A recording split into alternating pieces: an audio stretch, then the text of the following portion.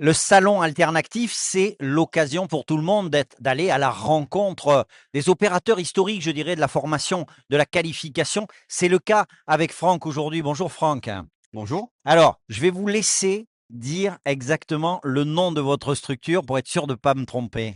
Alors moi, je suis Franck Safonov et je suis chargé en relations entreprises avec l'association ouvrière des Compagnons du Devoir et du Tour de France. Voilà. Voilà. Nous avons 53 centres de formation partout en France et moi, personnellement, je représente le CFA de Périgueux-Chancelade.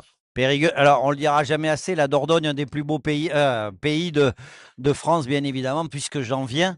Merci beaucoup.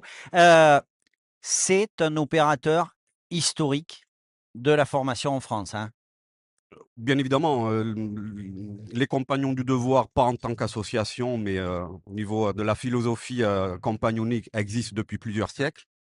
Et la finalité est que nous sommes toujours en place pour nous rapprocher des jeunes, pour les mettre en relation avec des entreprises, pour heu, constituer, fabriquer, mettre en place une passerelle entre un jeune qui cherche une alternance et nous, Compagnons du Devoir, qui sommes amenés à les former de manière excellente. Heu, Franck, vous formez, mais à quel type de métier? Parce que c'est peut-être pas évident pour tous les gens qui regardent.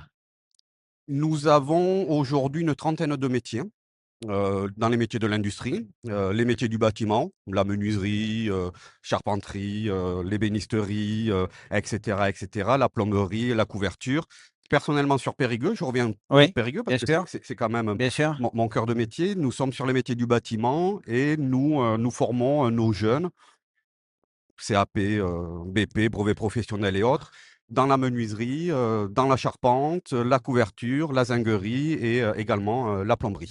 Aujourd'hui, les jeunes qui viennent vers vous, c'est quoi? Ce sont des jeunes qui sont issus de familles qui ont déjà cette culture ou alors c'est, des gens simplement qui veulent donner du sens à ce qu'ils font, qui attachent beaucoup d'importance aux gestes, à la matière? Alors oui, c'est plutôt une bonne question parce qu'effectivement, une bonne partie de nos jeunes, viennent à notre rencontre parce que dans leur entourage, ils ont entendu parler, des Compagnons du Devoir, parce que le grand-père a été compagnon, parce que le cousin, est en formation chez nous. Donc effectivement, il y a quand même, une approche parce qu'on n'a peut-être pas toute la visibilité qu'on pourrait avoir, comme d'autres, centres.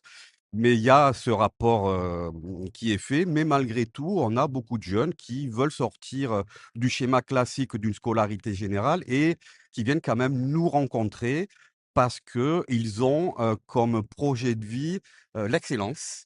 Et évidemment, quand on veut se former de manière, optimale, on vient voir les Compagnons du Devoir. Voilà, vous l'aurez compris, hein, les compagnons du devoir, c'est un premier pas vers l'excellence en tous les cas, un premier pas vers une insertion réussie, vers un avenir professionnel réussi. Si ça vous intéresse, et on le dira jamais assez, prenez le temps de découvrir. Avant de prendre une décision, prenez le temps de découvrir. Bah, écoutez, adressez-vous à la mission locale. Là, il se trouve qu'on est à Brive, adressez-vous à la mission locale de Brive, à France Travail. Et puis, si vous êtes à Périgueux, les mêmes, mais à Périgueux. On est d'accord, Franck? On est d'accord. Merci. Merci à vous. Merci beaucoup.